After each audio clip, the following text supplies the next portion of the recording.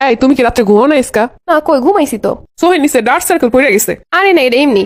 Minute অপেক্ষা করো, fridge দিয়ে আইস কিউব বাই করতেছি। এই না আমি এখন আইস টাইস দিতে পারবো না। দেখছো চোখের উপরে নিচে কি হইছে? এখনই যদি এগুলোর ব্যবস্থা না নেওয়া হয় পরবর্তীতে আরো হয়ে যাবে এমন। দূর ও কই হইছে ডার্ক সার্কেল? ওই যে আমি দেখতে পাচ্ছি সোহেল নিচে উপরে একদম কালো হয়ে গেছে। যাক তাইলে কি আইস কিউব দাম লাগবে এখন? দিন দিন তুমি কিন্তু কেয়ারলেস হয়ে যাইতেছো নিজের প্রতি, কেউ করলেও করতে দাও না। আরে ঠিক হয়ে যাবে আজকে একটু ঘুমাইলি। যাও এখনই যাও ঘুমাও, ততক্ষণ পর্যন্ত সোহেল নিচে ডাক না যাবে ততক্ষণ পর্যন্ত তুমি ঘুমাবা ইসকা, মনে থাকে জানো। এখন বাজে সকাল 11টা, এখন আমি আবার ঘুমামো? ও কি হয়েছে, ঘুমাবা। ঘুমাইলে তো শরীরও ভালো হয়, যাও ঘুমাও। তোমার সোহেল নিচ কালো হয়ে গেছে, তার মানে তোমার রাতে ঠিকঠাক ঘুমাই নাই। তাই বইলে 11টার সময় ঘুমাই কারো? দেখো আমি তোমার ভালোর জন্যই কই সবসময় সবকিছু। এখন রান্না বান্না করবো না? আরে আমি তো আসি আর বুয়ারে ফোন দিতেছি, রান্না করে দিয়ে যাবো। গাজরের টমেটো খাইছো তুমি?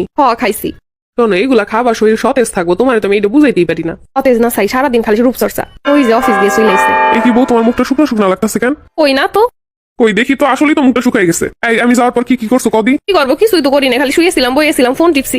তুমি কোনো কিছু না করলে তো এইরকম শরীরের অবস্থা হয়ে যাওয়ার কথা না এতটুকু সময়। আমি যাওয়ার সময় তো একসঙ্গে খাবার খাইছি, তারপর কিছু খাব নাই। তোর আমি কি হাতে খালি খাইতেই থাকুন? তোমার আমি হাতে হইতে কখনো কইলাম? তোমার তো কইলাম শরীর ঠিকঠাক রাখতে। ঠিকই তো আছে। তো চলো আমি নিজাতে আবার খাওয়াবো, চলো। তোর পেটের জায়গায় নেই। এই কি বউ, তোমার শ্যাম্পু শেষ হয়ে গেছে, ফেস ওয়াশ শেষ হয়ে গেছে, আবার একটাবার কইলা না কেন? এস হইব না, যেই পরিমাণ আমার দেওয়ায় খালি রূপচর্চা।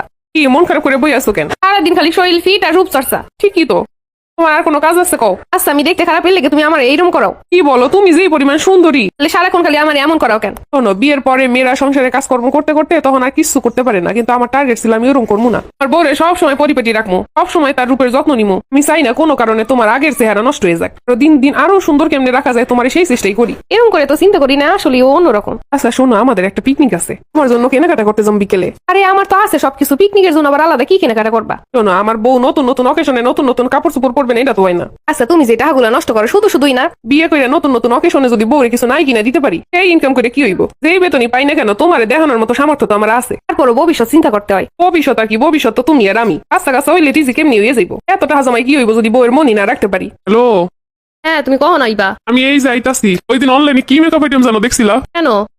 আমি একটা মেকআপের বড় শপে আইছি, আর ওটা আমার ভালো লাগে তাই তোমার দেখাইছিলাম। এজন্যই তো নিয়ে আইতেছি। ওইগুলোর নাম কও, আমি নিয়ে আইতেছি। আরে ওগুলোর কিন্তু দাম আছে ভালোই। তো কি হয়েছে, আমার পকেটে যে কয় টাকা আছে আমি তাই দিয়ে আনতে আসি, আর যা না পারি পরে কিনে দিব। আসলে আমি কত ভাগ্যবতী, মানুষের টাকা আছে কিন্তু মন নাই। কিন্তু এরমের স্বামী হইলে 2 টাকায় দুনিয়া কিনে দেওয়া যায়। কোন কথা হইলো বউয়ের প্রতি যত্ন, এই একটা জিনিস থাকলেই সংসার সুখের। কি তোমার কপালে যে একটা পিম্পল উঠছে? হয় না কইছি বেশি বেশি পানি খাইতে? আমি তো খাই, এমনি উঠছে একটা দুইটার মুডে। কোনো কারণ ছাড়া তোমার ফেসে পিম্পল উঠবে না। এখন এই যে ফেস প্যাকটা ইউজ করো, যাও। আর এখন ইউজ করতে ইচ্ছা করতেছে না পরে। তার আমি বানাই দিয়ে দিতাছি। এ দোস্ত আয় আজকে একটু ওই আড্ডা দিই। দোস্ত তোরা দিনের বেলা আড্ডা দিতে পারো না? আরে বেটা মানুষ কি দিনের বেলা কোনো আড্ডা দেয় নাকি? সন্ধ্যার পরই তো যা আড্ডা। দোস্ত ঘরে বউ আছে, বোঝই তো। হেরে এলার এটাই আমি কেমন আড্ডা দিতে যাই কদি? আরে বউ তো আমগো ঘরেও আছে। এটা ভাই তো ব্যাপার, আমি আমার বউরে থুয়ে এই সন্ধ্যাবেলা আড্ডা দিতে যাইতে পারুম না। দিনের বেলা হইলে ফোন দিস আমুনে। আমরাও ভাই বিয়ে করছি, তোর মতো বউ পাগলা না রে। আরে বউ পাগলা হইলে আর ঘরে কোনো অশান্তি থাকতো না, মানসিক অশান্তি থাকতো না, এটা তো তোরা বুঝবি না। তাই আমি তোকে হিসাব বুঝি না, আমি এইটাই বুঝি। আমি বিয়ে করছি, ওর দেহার দায়িত্ব আমার, ওর দেখভাল করার দায়িত্ব আমার, ওর খুশি রাখার দায়িত্ব আমার, আরে সঙ্গ দেওয়ার দায়িত্ব আমার।